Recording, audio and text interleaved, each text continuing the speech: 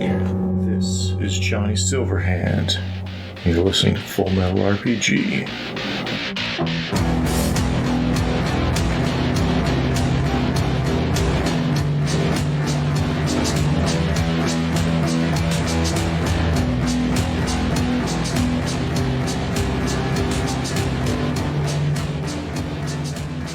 Welcome to Full Metal RPG. I'm Richie Buzzkill, and we're doing this on we're doing a show on Halloween, and we decided von Richten's Guide to Ravenloft was a good review to do this month of October. See our previous episode. Oh, you've got the ugly cover. We'll get to that. Oh, gorgeous. Yes. Oh gosh, that's such an ugly cover. It's beautiful. Anyway, I am joined by the most studious wizard I have ever met, Ashley. How are you doing, Ashley? I am so studious that I can talk without moving at all.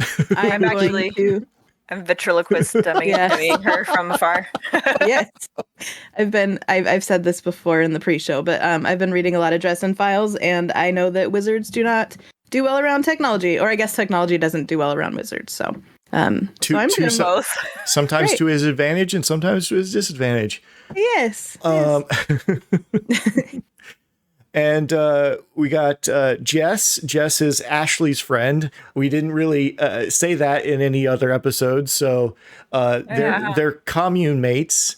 So Jess, how you doing this afternoon? I'm doing all right. I'm excited to finally talk about Ravenloft, because I've been DMing Strahd for like a year and a half at least now. So I'm excited to talk about how this can affect that and dive into this world. So excellent. And we have one of my oldest friends back again, Deep Drive OG, 4th grade homie, Paul, with us tonight. Yeah, whatever. How's it going? A time period. We've been playing role-playing games together for something like almost 25 years. Something like yeah. Crazy. So we're going to talk about von Richten's Guide to Ravenloft and try to get into the book as a whole. We did the domain creation last time, and we used this book as a guide, and I don't think I kind of announced when we went to the book. We just kind of used it as an outline, and just were like throwing the titles of the outline. And we all knew that, but I don't think the audience quite did. So, we'll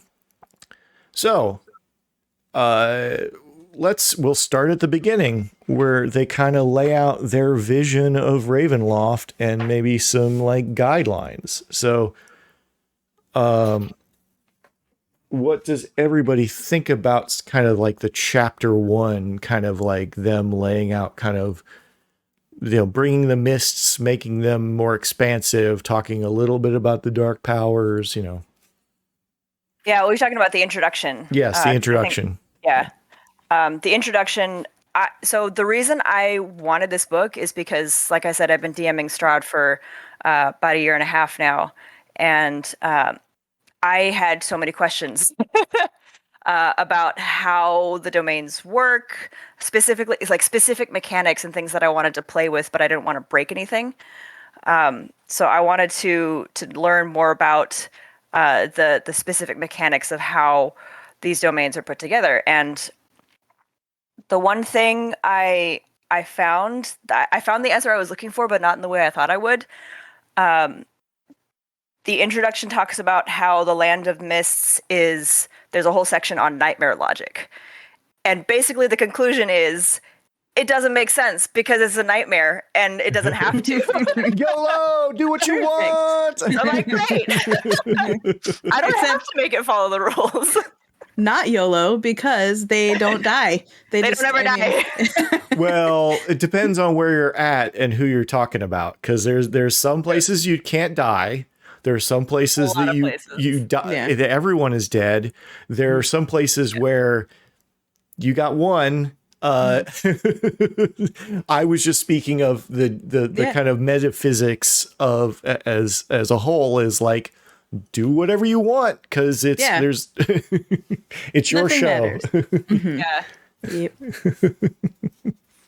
I like that they give you some guidance on what to do with it without firming everything down, if you know what I mean. They leave space for you to be creative. That's always one of the criticisms that I found with like the World of Darkness settings is like, you know, exactly what everybody's doing. Like, oh well, Chicago is clearly a Sabbat city. There was, you know, they establish the Dreadlords. They establish the tone of the setting, but they give you some space to work, and I like that.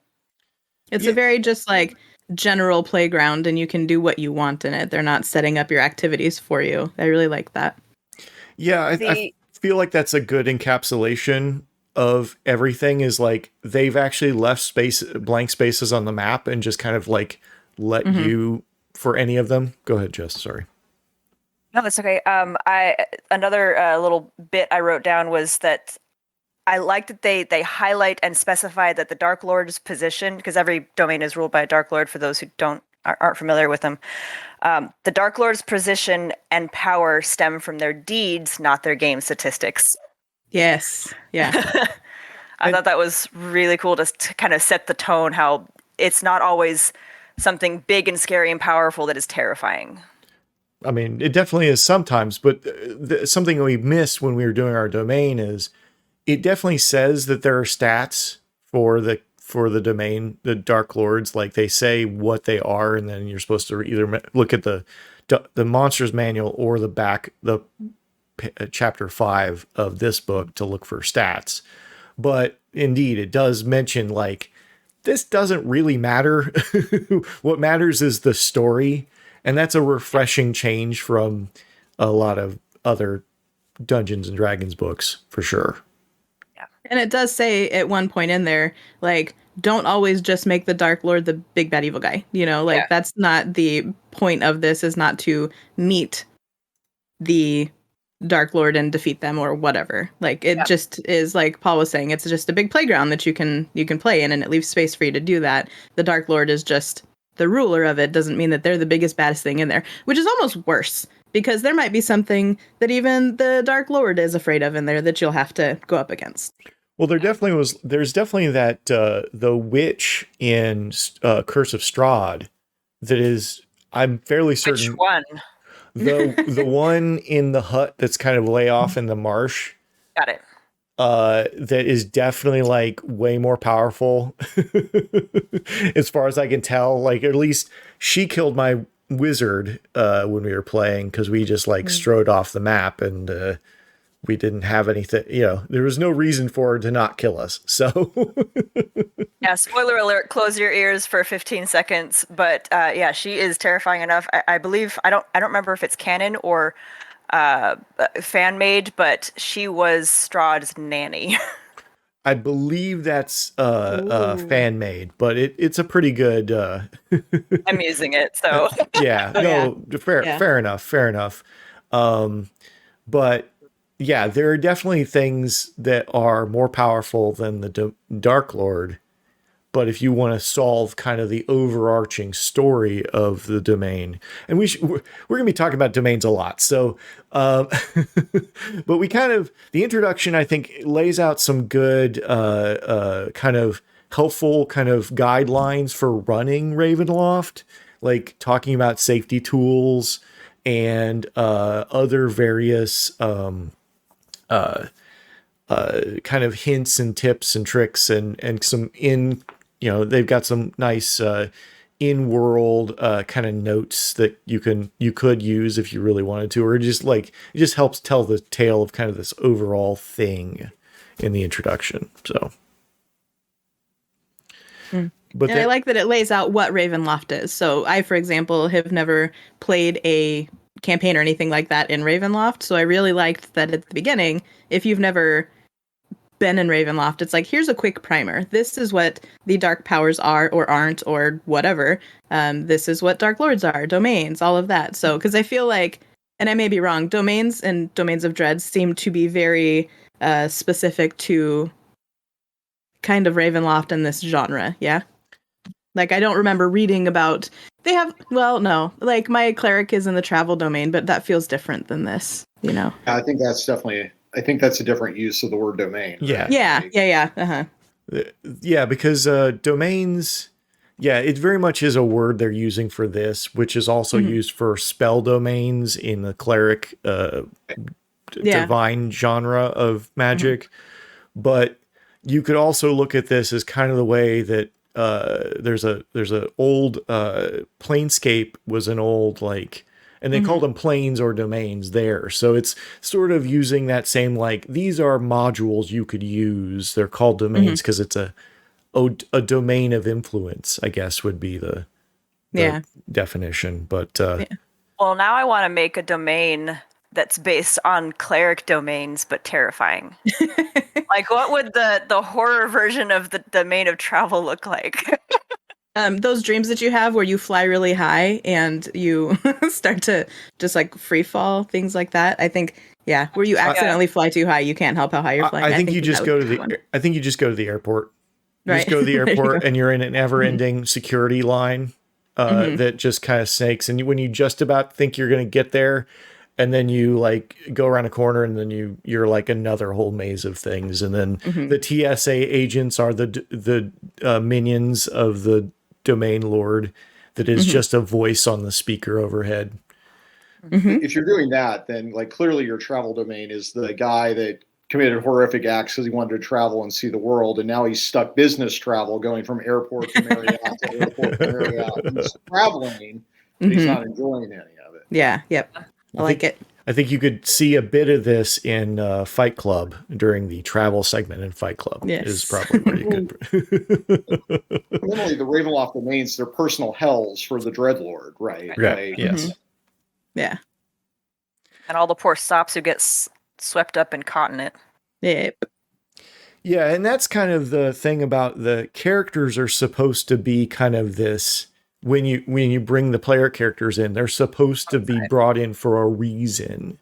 That there's a story reason that they're there, and maybe the dark powers, which is kind of like what they call the entities behind the domains of Mist or Ravenloft.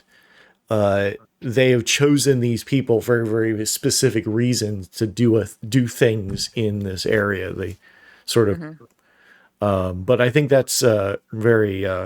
I really like that, and that kind of plays into how you would create your custom domains later on. We talk about it too. I think it's in the introduction where the PCs are the exception to the rule. They're awake where everyone else is dreaming. Like everyone else, like, well, the person was mauled horribly by the monster, but what are you going to do? Everyone else rationalizes it. We live in the shadow of Castle Ravenloft, and it's horrible, but where else would we live? This is where we're going to... Why don't you leave? No, we're staying here. Like, this is where we're going to stay. Don't be ridiculous. Whereas... It's that nightmare logic again. Yeah. And it like plays into the fact that you can actually play characters from Ravenloft domains. So, like, you can be from one of these domains. And a lot of the domains have, like, a block of text that kind of give you questions you should answer, so you know more about the domain, but also kind of are part from there, right? And they're I think they're called the Awakened or something like that, which is basically what you're saying. But yeah, now that we're getting into character creation, the chapter 1 here, I think That's the segue. yeah, smooth as butter. And with all podcasts, any smooth as butter, it must be called out as a as a thing, so as to not be smooth as butter. But yeah, I think you get the Haunted Heroes, Lineages, Dark Gifts, and subclass options and backgrounds and some trinkets. I love the trinkets table.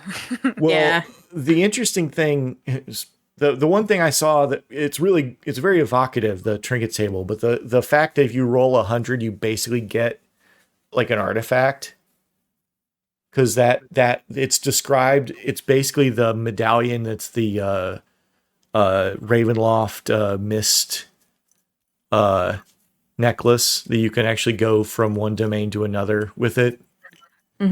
Which I thought that was kind of interesting, because at least it's described like that. And whether it is or not is probably up to whoever is going to run this. But But yeah, there's a lot of interesting little tokens and trinkets. I like how it gives the players, and again, this is a DM manual. It's not meant for players, but there are some tips that you could share with your players, specifically about how to build a character who is ready to be scared. Create a character prepared to be frightened, and how do they react? Think about what they do in times of stress and what their fears are, so you can best interact and create stories in a horror setting. And I like that they specify that it should be the character that's scared, not the player. I talked about this a little bit in the first half of this, but if you're the type of person that you're like, I want to be scared when I play this, cool, find a table that's the vibe. But the default should be, this is supposed to be terrifying for the characters, and play your characters as such, not necessarily, I want to go home and, sit in a very brightly lit room for the next day and a half because I'm terrified about what's going to be coming up from my backyard or whatever. Mm-hmm. Yeah, and there's a lot of emphasis on the tools to do that for because it is very much a Dungeon Master's book, but it's like the first couple of chapters, or the first the intro and the player's options is that can be fun for a player to read. Whether or not they get to use it is all up as always up to the Dungeon Master, and that is the one privilege I will contend that in a traditional game the Dungeon Master should flex at will, because you can having the players take any character option they want can sometimes ruin an entire idea, story idea, by just having the wrong kind of characters interacting with it. Then you're playing. Yeah. So we've got the kind of like telling us a little bit about how to make haunted heroes, and then we get into Lineages, which is now what they're calling the racial attributes now.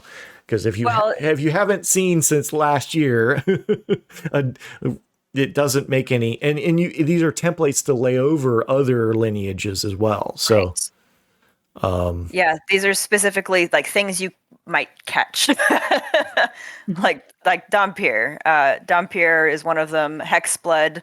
You're influenced by hags and what was the other one?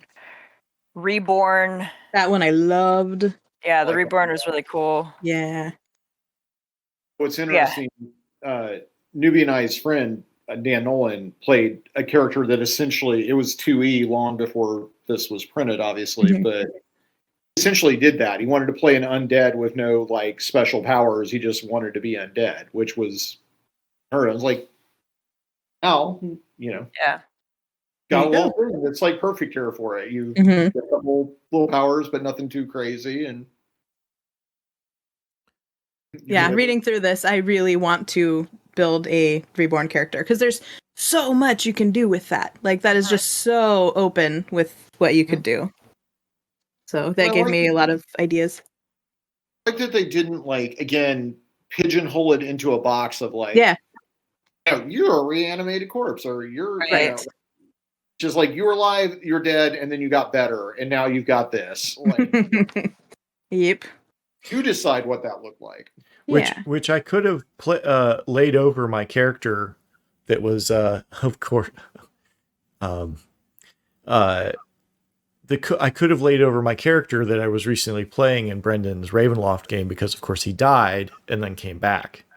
But instead, he got a dark gift, which is the next section. It is. Turn the page.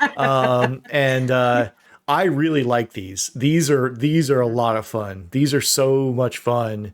I had the shadow gift, whatever the living shadow one, and as a rogue, it was so much. Jeez. Oh, so beautiful, so beautiful. Because being able to cast Mage Hand as a Shadow Hand as a rogue is that's a lot of fun. But broken as fuck. Look, I did not abuse it. Okay, I could have totally abused this gift, but I only used it to when we were outmatched a great deal. Wow, Ashley, I think your video might be working. I might Is have it? to. Yeah. I don't It just started like 3 seconds ago. Really? Maybe it was Yeah. the hat. Here. Anyway. Okay, cool. Yeah. So, it was your dark gift of taking your hat off and I was suddenly... gonna say, wizard. I took the hat off, and now I'm just a cloaked figure, and it's just like, okay, you're cool. So Yeah. awesome. Well then, hi everybody. Hi. But I was able to use the Shadow Strike against it was a kind of a scaled down vampire thing we were fighting, and backstab it and crit, but then only roll like 10 damage on 4d6. So that was a bit anticlimactic, but it helped. But I like these a lot as the flavor and the kind of like every one of them has an upside and a downside. Like the shadow one, like you have a shadow that's following you around, and like kind of like you become kind of, your shadow is independent of you and starts to like do creepy shit in the background, not just be weird and Peter Panish. Like, but yeah, there's a lot of really cool ones in here. Does anybody else have one that's like really enjoyed? I'm just glad that they added more, because I know that the dark gifts are something that at least the fan community kind of latched onto and then just went nuts with. Mm-hmm. And it's something that we've all been hungry for more of these dark gifts, and they came out with some of them for the I can't remember the name of the tales right now, the equivalent of the Pathfinder Society. Right. The tales from the Yawning portal or whatever. Yeah, the little mini adventures that they publish for continuous play. But they came out with some for that. Oh, Adventure League. And Adventure League, yes. So I'm just glad to see more, and it's something again that we've GMs have tried to emulate and create more dark gifts to customize it for each character, and I'm glad to see more options. And I would like to see tools for creating dark gifts. That would be nice. Yeah, like they did with domains. What I would say with it is the increase in power. You definitely want to make sure that the downside to it increases as well, right? Like those are the two things. They have to be in balance with that. Of like, really, they need. I think even better when they're unbalanced. When the downside is harsher than the benefit to it, and you don't realize it until it's too late. Yeah. I think probably one of the creepiest ones is the Watchers. Yeah. Like where there's just like these creatures that are always in the background. They're just always watching you. I mean, I think it's weird that you can control them. That's I feel like that's at a certain point you can like send them out and has an advantage on like a search roll or something like that. But like, I find that slightly odd, but I really think they're probably one of the creepiest. Since my camera works now, I just want to show the artwork with this one right here, where this one says she finds herself watched by the staring cats of Uldundar. Is her video up, or is she still is her video up, or is she still no, she's I can see the video. Yeah, it's on the stream. Yeah. I have it up. Okay. I took the studious picture of her off there and I put her back. Hey, we have a full Ashley now. Yes. Yeah, but it's that one. I just love the artwork on that, because there's just these purple cats with all these eyeballs just staring at her, and anyone who has a cat knows that feeling. Mm-hmm. Because they just stare and at judge. Walls, at you, at whatever. So I like that one. Yeah. I will say for the art, because we've mentioned artwork now, I would have liked a little desaturation, or because some of the artwork, the representation is great. There's some good evocative pieces in here, but I feel like the art is just a little too bright in places. even that is. Yeah. That's just like your opinion, man. Like, Yeah. and I know that that's a big part of that is because of who you are and the type of stuff you like. I love this shit. Like, I've loved the direction the artwork is going in this. But I know that like you're into the gritty cyberpunk type stuff, and I'm really not. Well, so Horror yeah. isn't always dark and moody. Sometimes it's bright and colorful, and then suddenly you're dead. Right. Well, I mean, I get that, and there are indeed very creepy, very bright movies, but I just do think that they just a little just to slide the saturation bar down just a little bit. Just, but I mean, that's me. I think at this point, Wizards has an art style that they do for all the books, right? Like every picture in here I look at, it's like, okay, this is a picture out of a D&D book. Yeah. Also, when did Strahd become purple, by the way? BT Dubs, when did Strahd become purple? At Twilight. Oh, okay. All right. Yeah. Sparkling. So there's that. It's probably about the same time Madonna became British. Perpetual Twilight. Okay. I'm just asking questions because I don't recall that in any picture he was. Yeah. So anyway, so we got the dark gifts. Then we have the kind of subclass options. The Bard. Got some colleges, yeah. Yeah, the Bard College. Spirits. I mean, I'm anti-Bard, so anything I say is woefully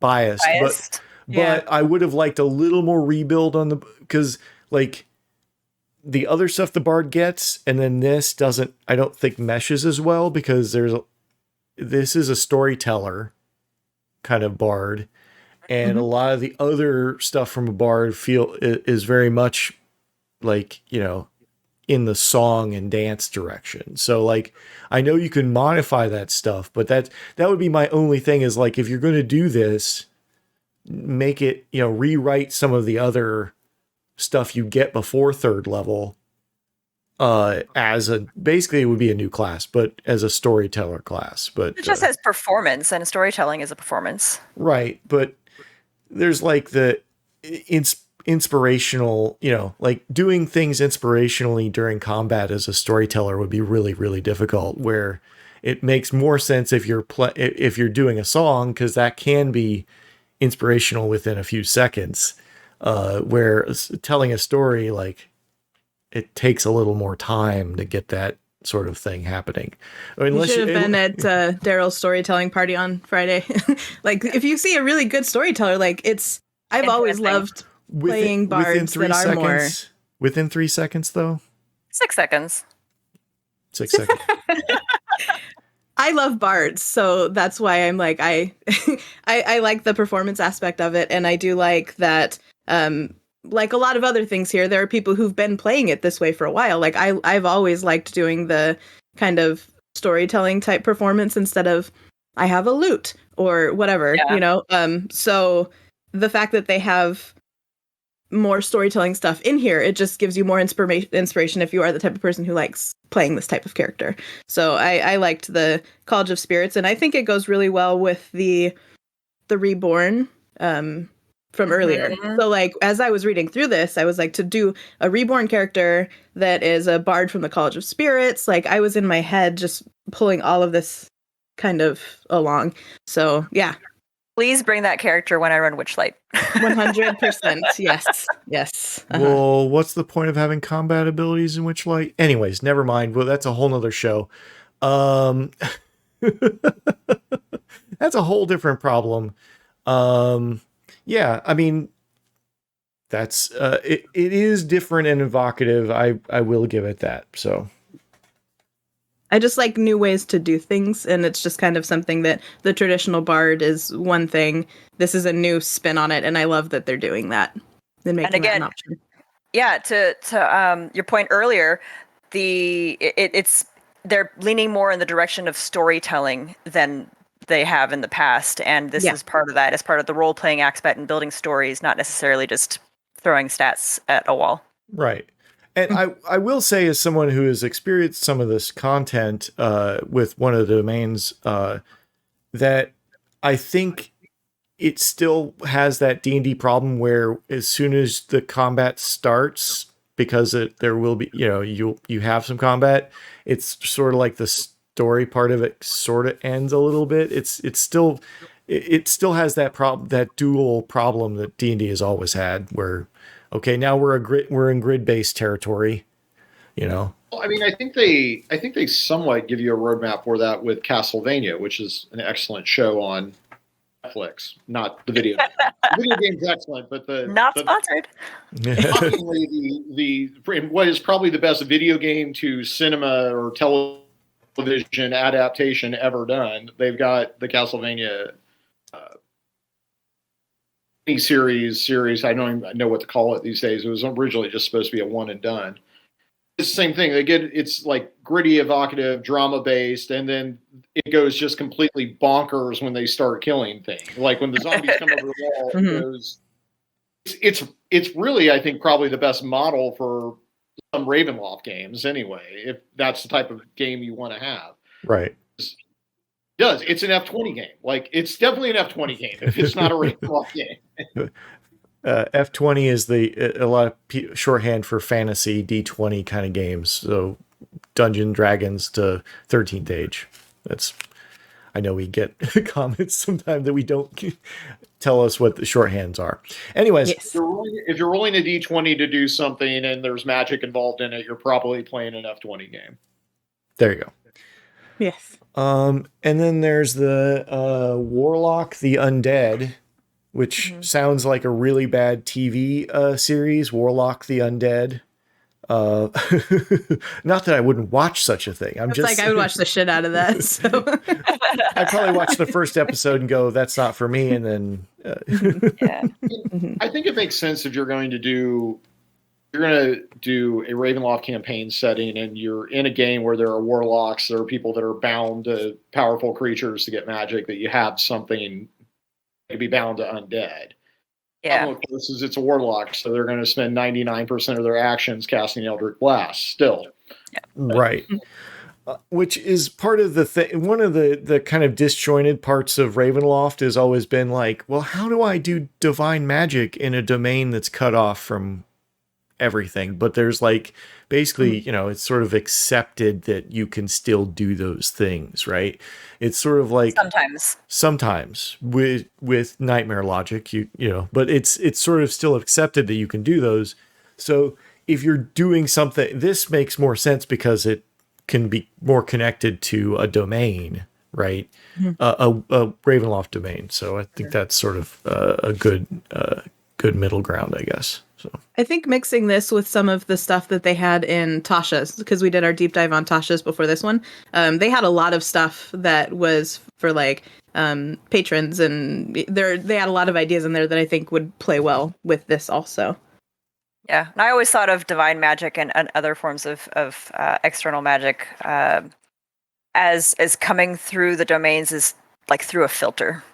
Like it still comes through. It's just through a not filter. as strong. Yeah. Right, but you have to describe it and maybe alter it slightly depending on the situation. Which I'm doing. Yeah. Yeah.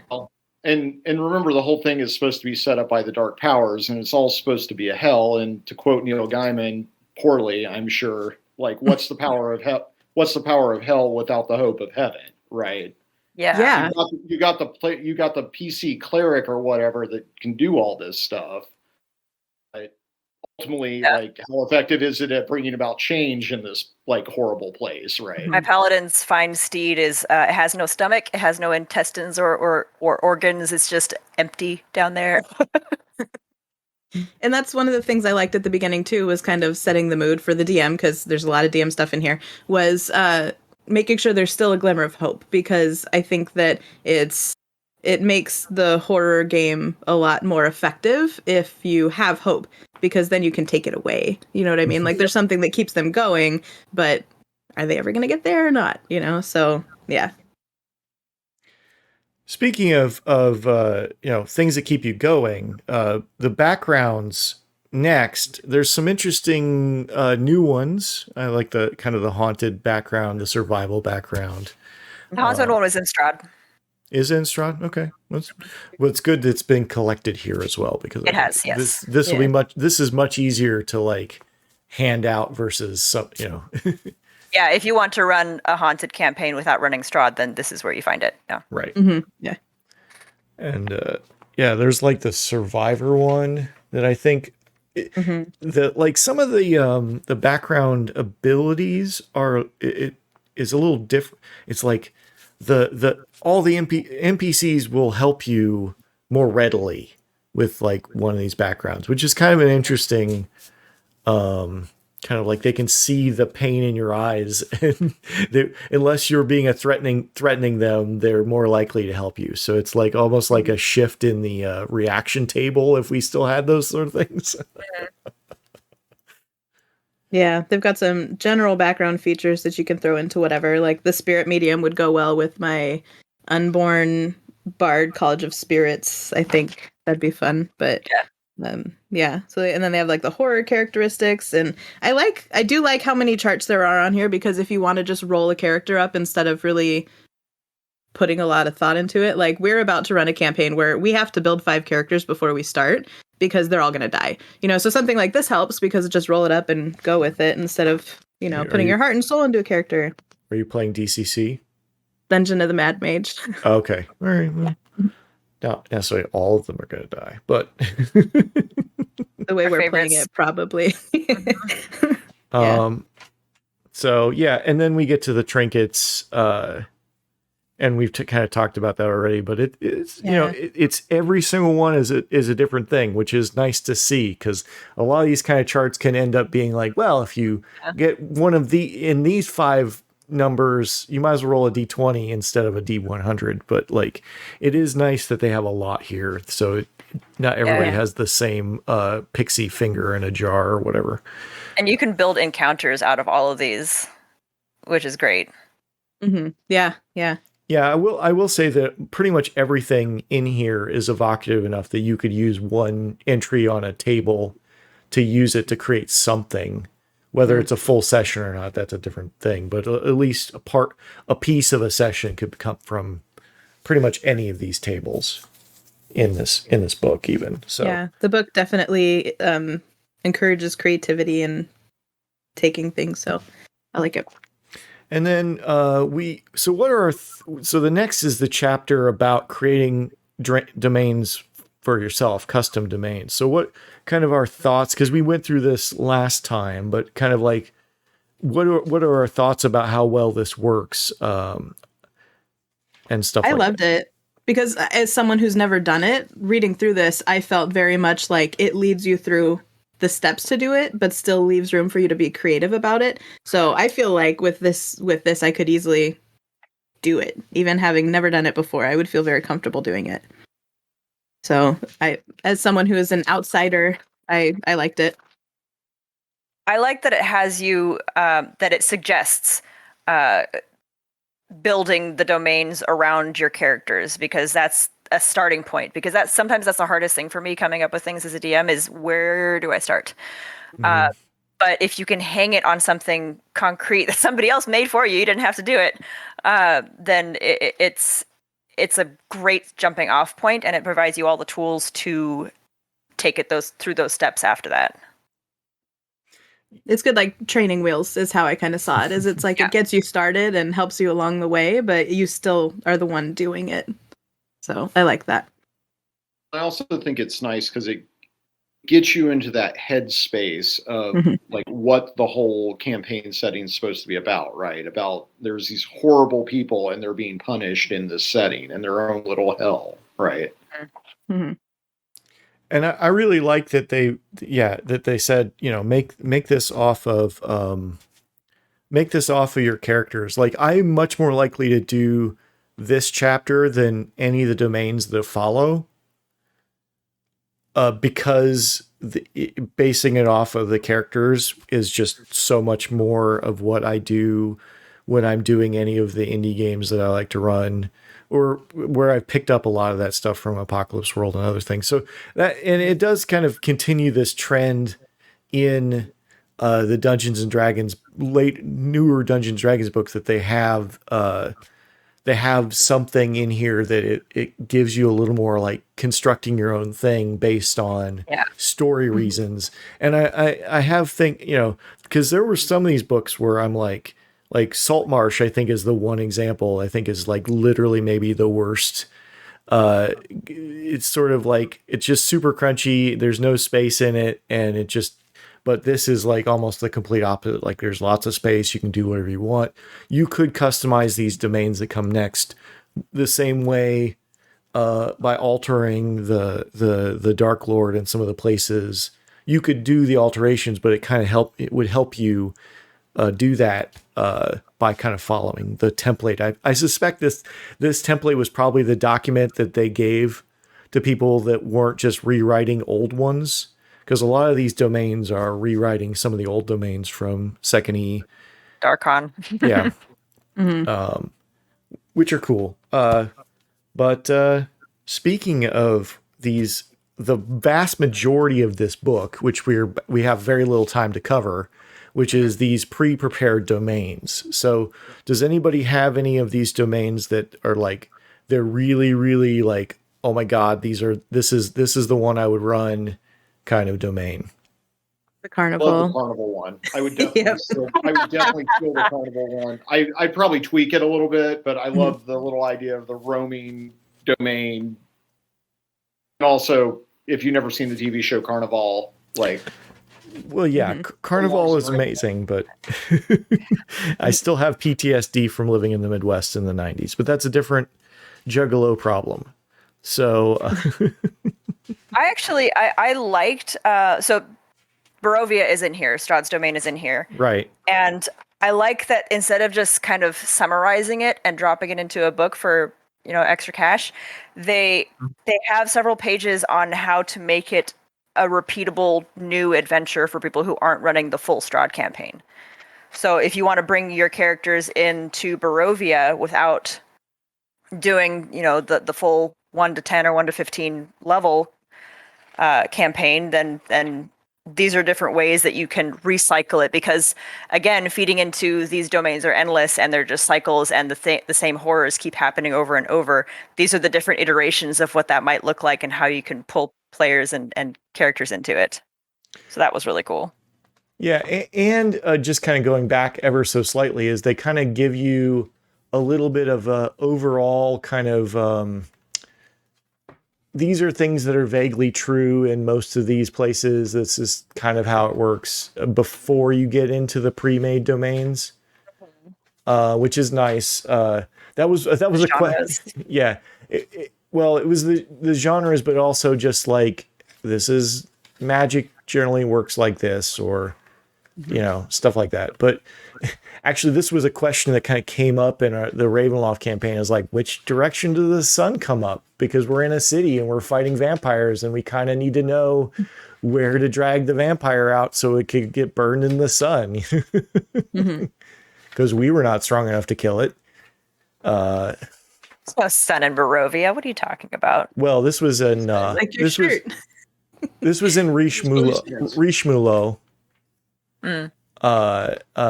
which is the kind of like I feel like it's very like Louisiana inspired, kind of gothic swamp inspired domain. That's fun. So it's Anne Rice, basically. Anne Rice wrote a domain. Yeah, basically.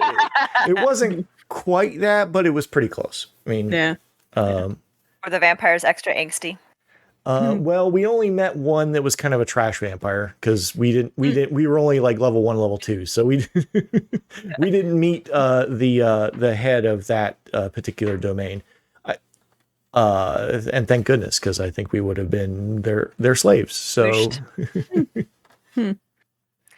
Touching on the genres one more time before we move on, I did really enjoy, and this is kind of throughout the book, but I spotted it several times in the description of the genres.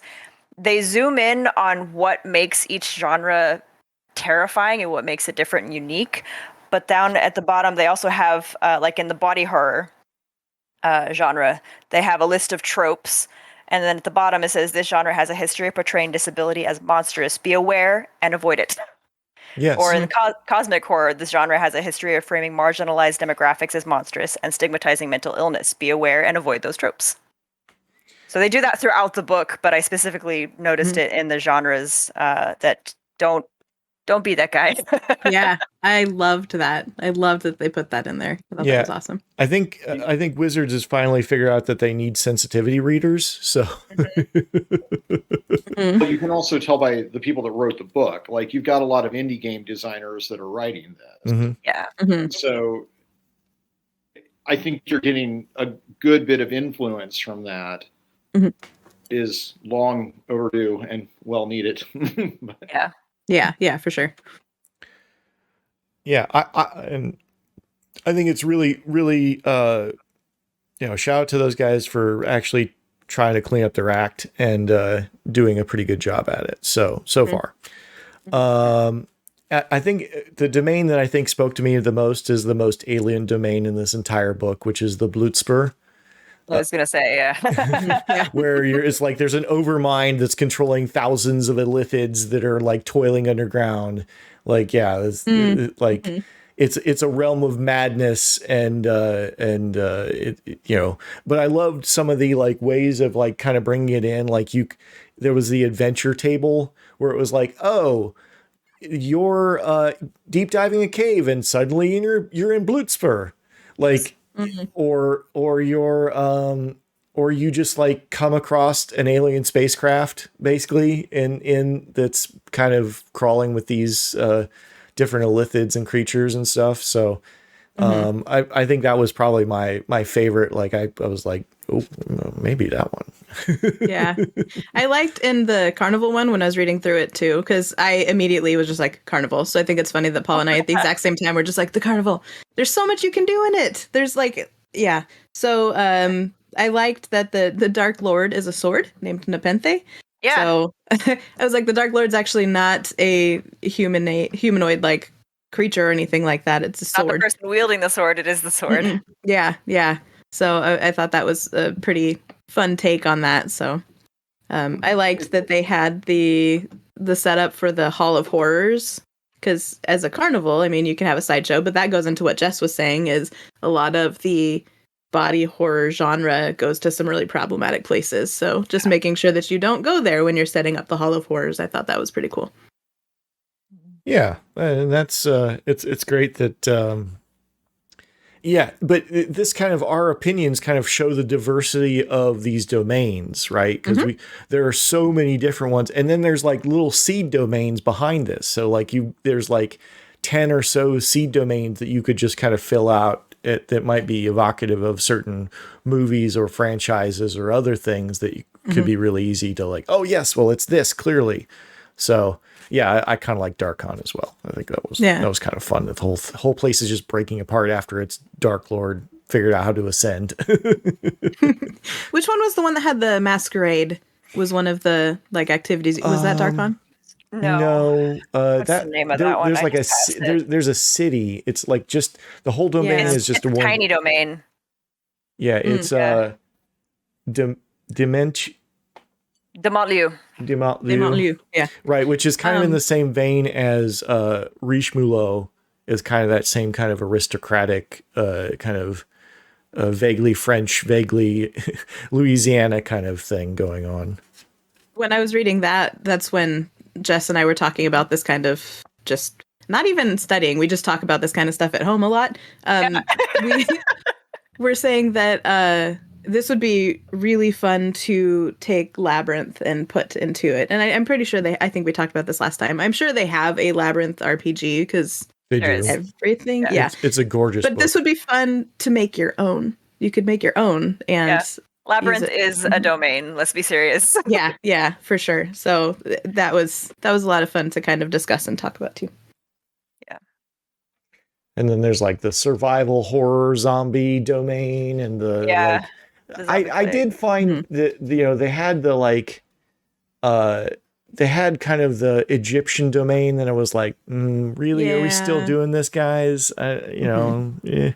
Mummy domain, like, that one was like, you probably should have just cut that one. That one's got issues.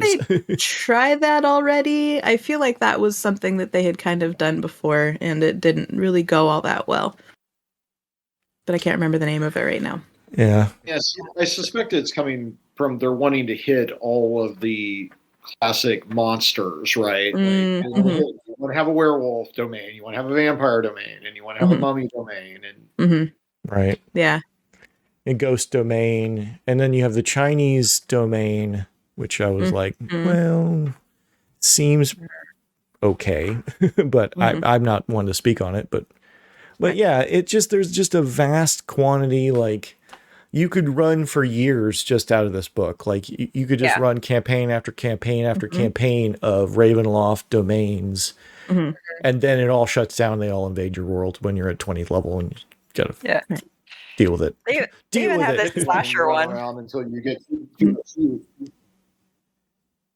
Yeah, they had a slasher one, like Jess was saying. Yeah, that was the hunter, the Dark Lotus Chakuna, and it's just you're being hunted. It's human hunting grounds, humanoid hunting grounds. I'm surprised you didn't say the bard domain, Ashley. Any domain is a bard domain if you really Harkon, I think. Yeah, but no, this one is very specific about like everyone is a performer, everyone is trying to reach the top.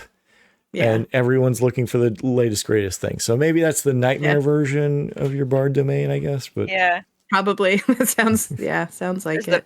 The Frankenstein domain. Yeah. I really think it would be fun. Like you were saying, you could play for years and years out of this book if somehow you had a group of people that were like able to get in and out of the mists easily or something. There's something about an amulet of some kind. I know, if only. Right. But where like your campaign is, you have little mini arcs where you're in this domain and then you leave and then you end up in this domain somehow, and like you can just go through all of the different domains and have this really long, just very different campaign. Like it's varied. Go ahead, Paul. Or if you were part of a carnival, they can move through the mist. Yes. Yep. Then you can go have a little mini series adventure, but then because your domain lord is cursed to attract unwanted attention and badness, if you stay too long, bad things happen and you have to move on to the next one. Yeah, that would be a really fun, just like a long-term campaign to do, I think. That'd be awesome. Yeah, and they plant a couple of different factions in here who are able to travel through the mists. You could do it either by talismans, like an amulet or something like that, or the Vistani. They go into a little more generalized background of the Vistani and how and why they move around. But then also, spoiler alert, shut your ears for 10 seconds. I really liked how they said the Keepers of the Feather are actually omnipresent throughout the different domains, and it's a vast network, and they're not just in Barovia. Well, yeah, I think that they mentioned that in the intro. I think, well, they mentioned it somewhere early on, and then they kind of have a whole chapter about it later on. Yeah. But it's like, I just want to say magic. How does it even work? But I mean, logic. Yeah. So yeah, they just have like it's basically like 2/3 of this book is domains, and which is great. I like this one. O'Dare. It's just they have a section that's just tiny little blurbs that aren't even in depth, but it's just dozens of domains. O'Dare is evil toys and a village of children. Oh God. Okay. I mean, yeah, that seems like somebody's jam, like real quick. Yep. Yeah. It's like, and then so we've got the domains, and then we've got like kind of yeah, God, it just keeps going. Yeah, the domain section is huge. And then this section about, like we were saying earlier, travelers and people, NPCs that you might encounter, factions that you might encounter or can be a part of that can travel through the mists, and why they do so. Yeah, and there was like, I started reading some of these, and the first one's like basically Sherlock Holmes, and I was like, okay, guys, Sure. Yeah, and they get, you get the Keepers of the Feather, and you get the Vistani as more as sort of more fleshed out, I think, which is great. And then then it's the kind of Wonders of the Mist, the people you would see kind of in the greater meta plot of Ravenloft, which, but they're not I think they just kind of mention what they would be, which is great. I think is like, you could just ignore that and just do whatever you wanted with those. So, and then we get like chapter 4, which is about running horror adventures. So that's like your advice chapter, which I think is, it's great. Yeah. Yeah, they really do a good job of understanding and setting expectations, and then like how to set up a play space, even like ask people like, are you okay with having music during your game? Like, because there are some people that have, hearing issues that sometimes having music in the background makes it very difficult to hear what something's going on. So I like to have a whole. Go ahead. Go ahead. I was going to say, and the people that, have issues with incense or big smells, like I would be like, yes, I do not want to have incense. Mostly because I don't like it. And also because my sinuses don't like it. So yes. I like this. They have a couple of pages on pacing and describing horror. So things like undermining reality, idle uneasiness, having just enough hope, playing with reliability and trust, like different things that can really spook your players. Things that I wouldn't necessarily think of as somebody who's been only running the one campaign for a year and a half, but I haven't delved too much into other types of horror.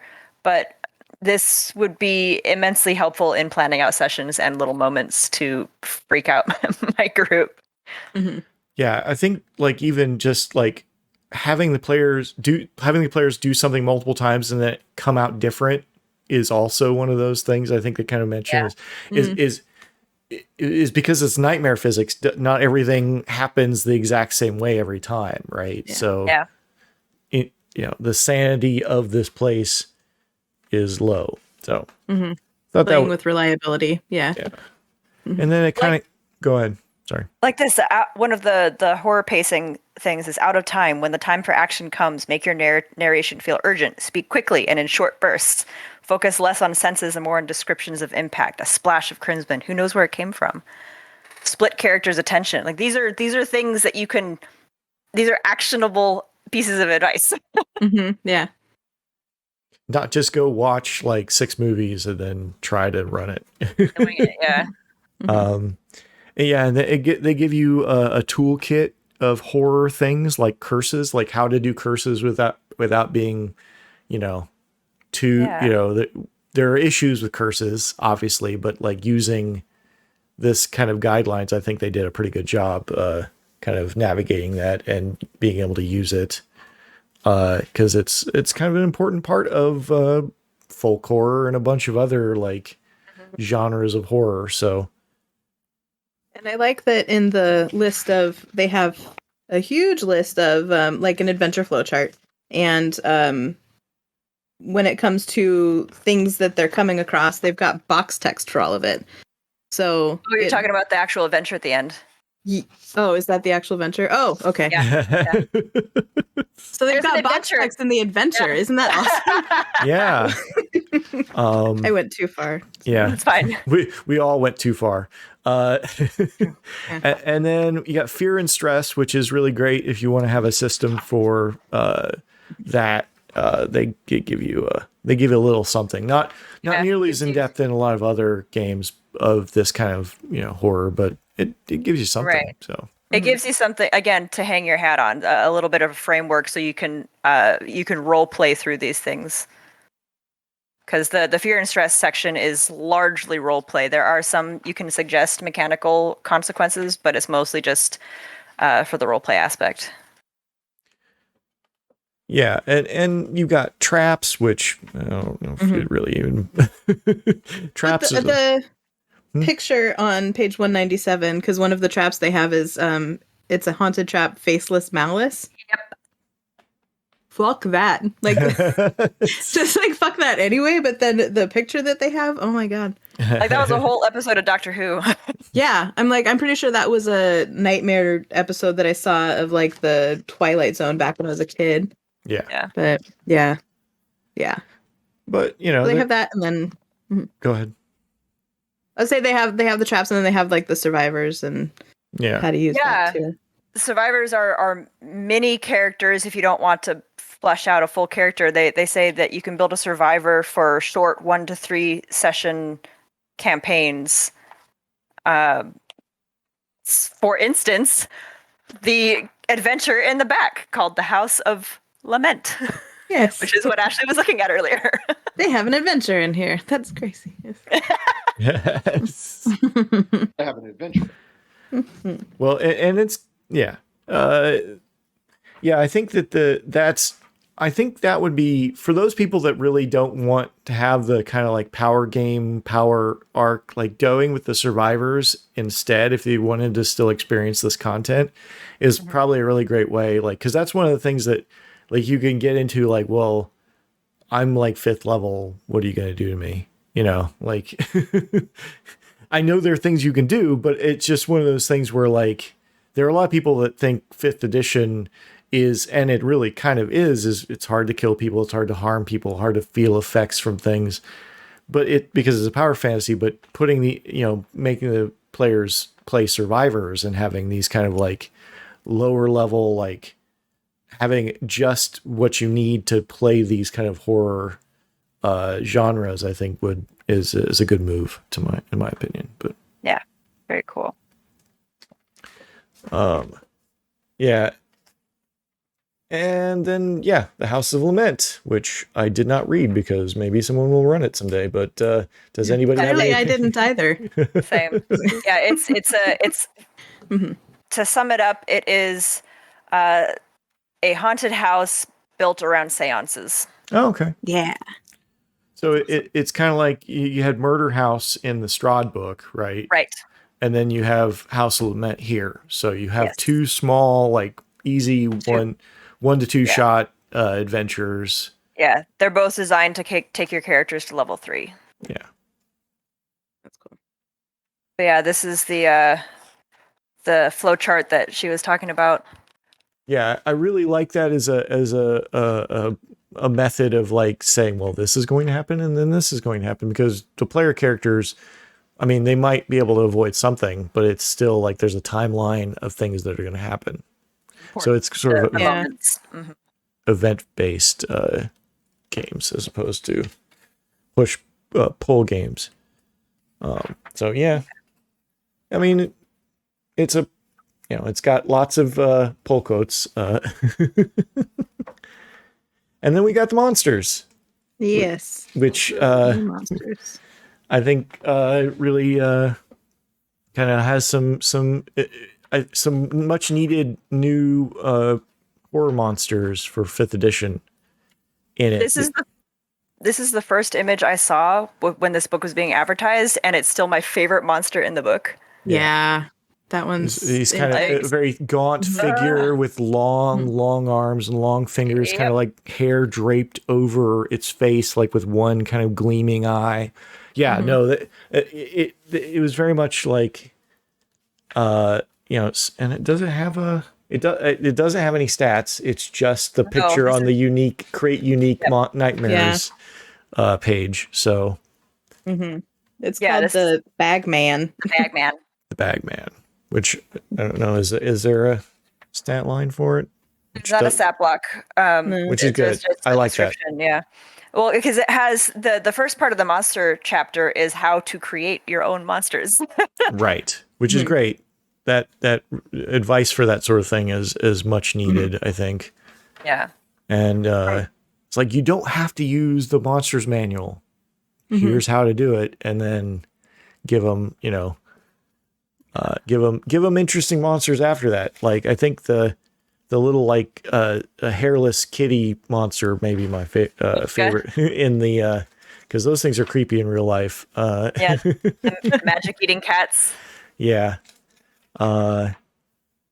or like basically the relentless killer, which is basically Jason. That would be good for like the hunting domain, the one where you're being hunted. That would be a good monster for that. Oh, and it has even how to create more of them. Yeah. Yeah, Jess, I hate the boneless. Hate the boneless so much. It's so why? So pretty. Disturbing and awful, and I could totally easily slip that into the carnival domain. Because when you've got the Hall of Horrors, this could easily be something that's in there. So setting up an encounter with something like this, well, like when you walk in, they say not to touch anything. You know, you're not supposed to touch the stuff that's in there. And so if you do, the boneless comes out or something, you know. So that could easily be something that attacks the adventures in the Hall of Horrors because it's horrible. Yeah, and there's a shout out to, or at least a homage to Lovecraft in here with the Starspawn Emissary. So there's a lot of Lovecraftian stuff and things that they're doing. Like, yeah. Well, it's public domain, so you can do whatever you want. Yeah. So, all right. Well, I think that's the book. Go with final thoughts here as we wrap up this reading of von Richten's Guide to Ravenloft. Paul, you've been quiet for a minute. The thing that I was struck by with it is this reminds me of a 5th edition updated version of what I call Donut Ravenloft, which was the 2nd edition campaign setting for Ravenloft. The reason why it's called Donut is because they had a map of Ravenloft and there was a big hole in the middle of it and it looked like a donut. At least that's why I call it Donut Ravenloft. I think a lot of people that grew up with that Ravenloft, I think will like this. That are now, if you're now playing 5e, I think you'll like it. I think it gives you everything you need. It gives you guidance, but it doesn't lock you into anything, which is exactly what I'm looking for. I like it. Great supplement. Yeah, I agree. Go. Yeah, I would say I agree. I think that, again, someone who horror is not my jam. I've been pretty open about that forever because I'm a child. So horror is not really something I enjoy a whole lot, but reading this actually got me excited to get into something. Like, it gave me ideas and how to do it. And even someone who has never played in this sandbox, I have a very clear idea of if I were going to do it, I could set up an entire campaign using this book. There's a lot of really good information, a lot of really good training wheels and hand holding to kind of like get you started, but there's so much room for you to do what you want and make it your own. So I really like this book a lot. This book gave me the tools, because I specifically wanted this book because I wanted to get more out of the Strahd book, and this one gave me the tools to do exactly that. It's it was freeing. It gave me flexibility, so it gave me permission to do whatever I want, I guess. Yeah.